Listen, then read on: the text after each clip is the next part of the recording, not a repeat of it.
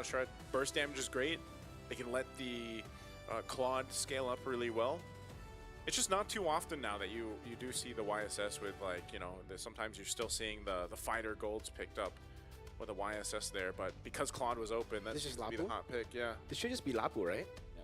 I feel like they're okay with this just because they have the Pharsa. I kind of feel like if YG bet out the Pharsa, CG would have such a difficult draft.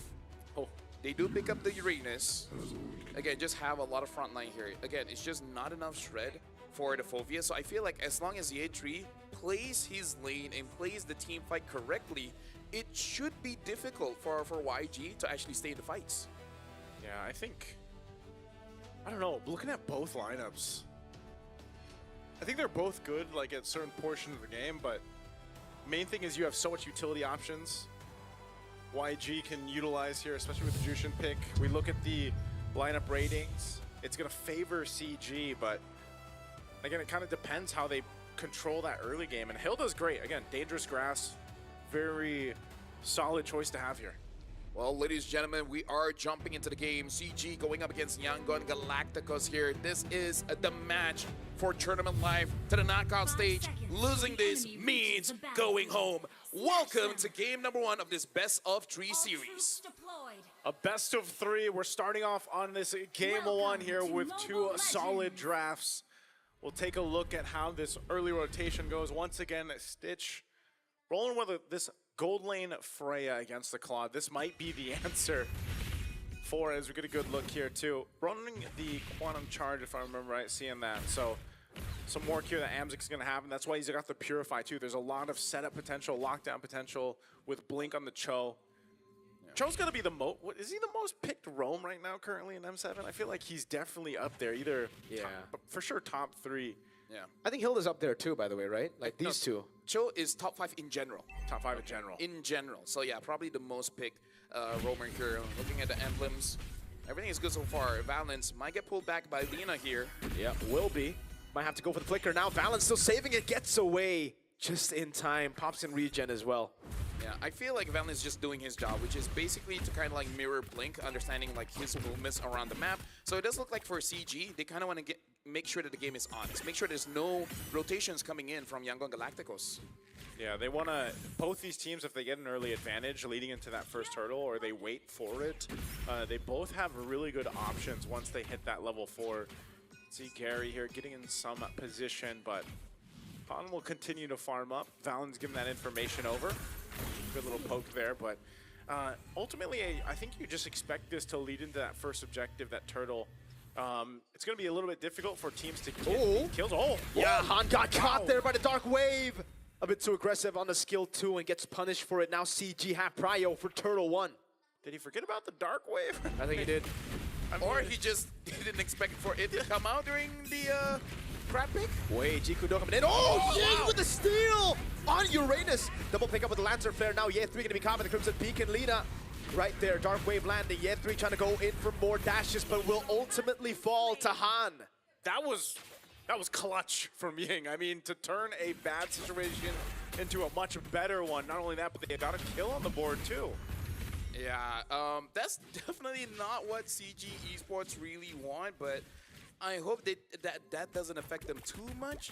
Ye3 already reside to his death there, which honestly I think it's actually good because he doesn't want to get a 3-kill lead, which eventually will become a shutdown. So I feel like it's still okay. He's not punished that much in terms of gold lead. It's only about 600. Oh, Valkyrie form here. Yeah. By the way, another very fun combo that we were talking about before coming onto stage. Hopefully, you know, scriptwriters are listening to this. Cho and Nolan. Fracture coming down with a combo. Valence taken very low. But just pick off Euros with Nolan. Kalea Nolan, now Cho Nolan. Oh, that's the combo, Cho and Nolan. Yeah. And then there was and the other one we usually see is Cho and Guinevere, right? But yeah, the Guinevere just hasn't won too much. A couple wins here, looking at the items too. Yeah, 1 win. What is it? Only 1 win? Only 1 so far. Dang, so she's like 1-7. Yeah. Not really a good stat, but either ways right now, Yangon Galacticos, they've been winning the trades. damage not enough to deal with Valens just yet, and I'm also curious to see how Valens is going to play, because seeing as how Yums played it, sure in the early game he becomes annoying, but when it comes to the mid as well as late game, he's kind of an assassin going for the back line. So Yeah. not really a lot of people for him to assassinate, maybe only Han and Lina, but I feel like both are very difficult targets for Hilda. Yeah, you see that too, that Blade of Pepsi is now picked up here for Han. So if they can get that combo off with a Blink. Oh, what? Perfect combo on the Nolan. Fracture skill 2 to the basic attack and skill 1, man. I love that. CG, though, over on Turtle 1, it'll be a trade orange buff for the Turtle. Okay, they're gonna trade. That's what I was talking about with the burst damage now that he's got the Blade, but he's also gonna take orange, it looks like. So Han will trade that objective though, so takes the orange buff, will rotate to his purple. Now, that's gonna be a little kind of caution check, I'd say, for Emzik here, because he didn't even really get a chance. Oh, Blink's going to be caught by their airstrike with the help of Gary. Picks him up. Actually, a good Lantern Flare to bring Gary back. He's going to be taken very, very low. Lina, I thought he was going to Crimson Beacon a bit. Yeah, Ying, though. Oh, Crimson forward. Goes on Gary. Gets the kill. maybe that's why he didn't. He got the why. call. Ying's like, I got it. Yeah. Honestly, right now, Yangon Galacticos, they're playing so well towards their own win condition as well as CG's win condition, because their win condition is to get Han ahead, and for CG, they kind of want to get Gary ahead. And Yangon Galacticos, they're killing two birds with one stone. Han is taking all the farm away from CG. Taking it away now. Dark Wave from Yen3, but he gets caught away. The Dragon now, the Feather Airstrike coming down, and Yen3 is able to jump all around, but Han deals too much damage with the help of Ying. That's the peel coming in from the Chusin, and Ying gets a double stage Valkyrie. The set flickers in on Chico, and now it's Gary caught all alone against two of the frontliners, just clipping him down. A triple for Ying. This has to be one of the better games we've seen of Uranus. I know it's not too entertaining or exciting to maybe play that hero, but man, Ying is making it look exciting. 4-0-2 now. Yeah, the thing is, CG Esports, they're taking very bad trades when it comes to the fights, because that fight did seem a bit forced, but the positioning was really not there. Chico positioned himself basically in between Yangon Galacticos, and then he just got squished in, unable to really run away, had to expend the flicker, still not getting a kill, still dying. And then Gary was in a position where he feels like he needed to engage. So this is the difficulty about an EXP laner as well as a roamer. If you call for a fight when it's really not a good time to fight, you're really gonna put your team that far behind. And that's why people say the roam position is a difficult position to play. Not because of your mechanics, but your calls can really basically just screw your team over, you know? Yeah, I mean, look at all of this that's just happened in the past couple minutes, man. 6,000 gold lead now for Yangon Galacticos. You know, a turtle secured once again, last one of this game before that Lord comes up in about 1:45. So, you know, you put yourselves in this position now with this kind of lineup, in the burst damage alone that Han can provide is, and now he's got a Malefic Roar too. So that's pretty scary to deal with when Han can just kind of weave in and out of these fights alongside Lina kind of protecting him on this Jushin, or just starting fights with Blink. You know, Blink, we've seen that now, and that's why he's pretty much doing this all in the face of CG Esports. He's blinking all over the place. Han has 2 items. Gary barely has 1. He has 1. He has, you know, 1.5.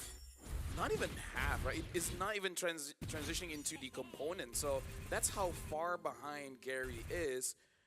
And it would be better if Amzik was using a fighter, because at least all the farm just goes on to one person. But now you got to share. That's what I was saying in the draft. Like this is, I mean, this usually is what you see when a YSS is locked in, right? Is if a team decides to pick up YSS, then usually they will opt for a fighter in the gold lane, but it doesn't happen here. So you kind of need more time to build up. And you can see this. Yangon Galacticos is actually just going to put pressure here while Han goes and swings up top. He continues to pretty much hyper farm. Speaking of, you know, he's 13. He's level 13 to Gary's 10. 3 levels ahead, man. Well, if anything, as long as CG does not make a mistake, they can actually prolong the game, considering that they actually have pretty good wave clear with the Claude, with the Farsa, and to a certain extent, the Yisun Shin as well. As long as they don't take unnecessary risk, they might be able to hold it out. But, LaFell, you know what they say about Uranus's that snowball? What do they say? What do you say? All right. He's learned from you, man. See, that's what they say, nothing. Because you can't do anything. Uranus just walks up and you're like, okay, I guess we just take it? I guess we just deal with this. I mean, if Team Liquid could do it, maybe CG can too. CG just needs time, man. That's what like, they need. okay, sure. Right? Sure. You know, hey, you keep gotta a- be keep- optimistic. Yeah, keep a positive mindset. Oh, Because blink. if you don't, why are you here? That's true. All right, he blinks on out. He's basically fine. Yeah. But he doesn't have it for this base push in with the Lord now. I mean, I don't know if they actually want to force themselves into the base just yet. We've seen teams kind of do this now, where even with the massive lead, they'll at least just go for the shields. I'm not sure. Wow. You know what they say. I'm telling you, look what they say. They just run. They can't say anything against the Uranus, man. See, how do you not enjoy this Uranus gameplay? How do you enjoy this Uranus How do gameplay? you enjoy it? I think it's pretty cool. It's like a It's disgusting is what like it a is. toxic Look, relationship. Look, what do you say against a snowballing Uranus? You don't. He just does that, and then you're like, you're a good boy basically when you're up against a Uranus Yeah. snowballing. You just take it. Just take it. Lord's making his way up top. They're pushing the waves every single lane. Shields go down at bottom and top next. Yangon Galacticos, clean game so far. Under the 10-minute mark, almost 10,000 gold ahead. Blink. Oh, man. This Blink, again, because he doesn't have a flicker, I don't think you force a fight. They're just probably getting all the shields, unless they try to make a play here, too. Can Ying run laps on the base? He might be able to, man. It's all about the confidence. If you think you can, then you can. Do it, Ying. Let's see. I'm sure he's thinking about it, but yeah. Imagine all of this just by Ying taking that turtle. Yeah. Right? Like, It how- started there. How did that happen and then transpired to CG just like losing everything? No, seriously, how did it happen? How did Gary miss a retry against no one? And he did use it, so he used it way too early. Yep. Or way too late. Oh, man. And again, good boy. Oracle and the Chastised Pauldrons. It's pretty much... And then two components. And two components. 3 with the leather jerkin. I mean, it's so fitting to Uranus himself. Like What a that, disgusting like, build. Yeah, leg plates and everything else, man. And there's nothing you can really do for it. So really, when Until you're you looking get at this, penetration, Exactly. which feels like so far away. oh, They Blink go though. on Blink, but he has a Chun Fu out there with the Dragon as well. Yen3 able to find him, but Balance gets taken out by Lina, who has a Sky Piercer. Now Yen3 is all alone. You got Blink, but was it worth it? Lina gets a double on Sky Piercer. That's 20 stacks on the board for Yangon Galacticos. Okay, they tried to make a play Oh. on Blink. They did get him out, but you know, unfortunately, it's just Yangon Galacticos having that numbers advantage now with Ying still up in the front. Chico should be able to help defend this. Wow. He gets clipped by the Fracture for the airstrike coming down now. Gary shows the Mountain Shocker. Blazing Duet. Ying is enjoying it. Yeah. You can just take it, just eating the shots, basically. Today we're seeing quite big leads. Yeah. Yeah, We see today. 12,000, 11,000, now close to 11,000. It looks like they really want to go to the knockout stage, huh? It's almost like it helps them to get to the knockout stage. The leads help them. The benefits. The benefits of being this far ahead. Shout outs to Visa. V. V for value. Ying is getting all of that right now. He's got all the value, man. Stitch even pick him a Malefic gun. I don't, Blink, I don't blink, know. blink. Oh, blink. Jiku no way. The dragon fights Chiku. Oh, That's VG. That's a yeah. massive pickup. There No, goes- that's CG. Oh, sorry, my bad. Hey, Looked at the wrong script. Stitch. I mean, the fact that he picked up a Malefic gun on this Freya, too, look at this. They're just going to go ahead and force it in. Right now, Yangon Galacticos with 12,000 gold lead. There's really nothing that CG can Oh. do. Chico is 10 seconds away. Yeah. I don't know if they can defend this. Ying pops the Consecration, gets caught in the Dark Wave. Now Yen3 jumps in with the... Oh, no, he gets picked up, thrown back, has to flicker out. A base turret will fall, and all this without the Lord. Now the Lord comes up top, and they're going to wait for it for 3 waves to crash in onto CG's base. All right, Chico's alive now. They could potentially still stay in this game if they just clear this Lord out. Last base turret goes down. Yangon Galacticos almost 14K ahead. The Lord will make its way. Are they going to go in? That's a passive proc coming down. Blink able to find the way to drag out Chico again, but there's no one to follow it up. It's Yen3. Gets caught in the Sky Piercer of Lina, and that's going to be another as Amzi gets away with the BMI. But then the Valkyrie's descent brings Stitch over!